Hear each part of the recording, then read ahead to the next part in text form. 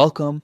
In this quick tutorial, I'll show you how to enable push notification alerts in Discord so you never miss an important message or update again. Whether you're part of a busy gaming server, a study group, or a creative community, keeping your notifications active helps you stay involved in real time. Let's get started. First, open your Discord app. Once it's loaded, look down at the bottom right corner of your screen and tap on your profile icon. This icon gives you access to all of your personal settings and preferences. Next, tap on the settings icon.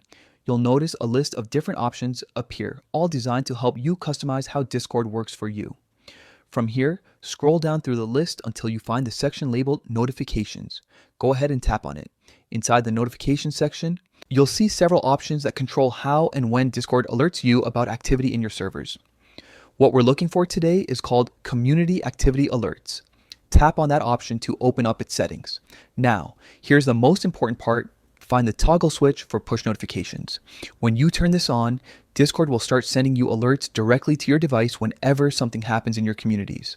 This way, you'll be instantly notified about mentions, messages, and other key updates even when you're not active in the app.